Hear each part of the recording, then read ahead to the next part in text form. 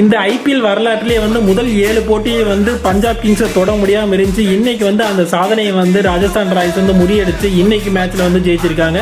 என்னன்னு பார்த்தீங்கன்னா வந்து பஞ்சாப் கிங்ஸ்ல வந்து ஸ்ரேயஸ் ஐயர் வந்து 27 பாலுக்கு 30 ரன் அடிச்சாரு. அவர் இன்னைக்கு வந்து டிசப்பாயின்மெண்ட் பண்ணிட்டாரு. பட் மார்க்கஸ் ஸ்டோனிக்ஸ் வந்து ஹல்க் மாதிரி இருந்து இன்னைக்கு வந்து டீமை கொஞ்சம் ஸ்கோர் பூஸ்ட் அப் பண்ணி 220 ரன் அடிச்சாங்க. ஸோ அப்போயே எனக்கு தெரியும் ஒரு 20 ரன் ஷார்டேஜ் இந்த மாதிரி தான் இருந்துச்சு. அது தொடர்ந்து வந்து ராஜஸ்தான் ராயல்ஸ் வைபவ் சூரியவன்சி அதுக்கப்புறம் எஸ்எஸ்பி ஜெய்ஸ்வால் இறங்கினாங்க. ஜெய்ஸ்வால் வந்து 50 போட்டாரு. வைபவ் சூரியவன்சி பார்த்தீங்கன்னா வந்து முடிஞ்ச அளவுக்கு 6, 4 அடிச்சு ஒரு குட் ஸ்டார்ட்னு கொடுத்தாரு.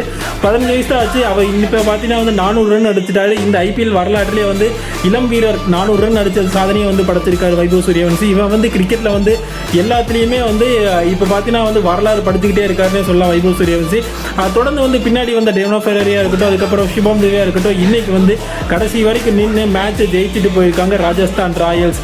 பஞ்சாப் கிங்ஸை பஞ்சு மாதிரி ஊத விட்டு போயிருக்காங்க. ஓகே, பஞ்சாப் கிங்ஸ் ஒரு மேட்ச் தோத்தா தான் வந்து ஸோ அவங்க என்ன தப்பு பண்ணாங்கன்னு சொல்லி அவங்களுக்கு தெரியும். ஸோ அதுக்கான கேமா இது இருக்காமா அப்படின்னு சொல்லி கமெண்ட் செக்ஷனில் சொல்லுங்கள். நீங்கள் பஞ்சாப் ஃபேன்ஸாக இருந்தீங்கன்னா வந்து இந்த வீடியோ வந்து உங்கள் நண்பர்களுக்கு வந்து ஷேர் பண்ணுங்கள். பாய்.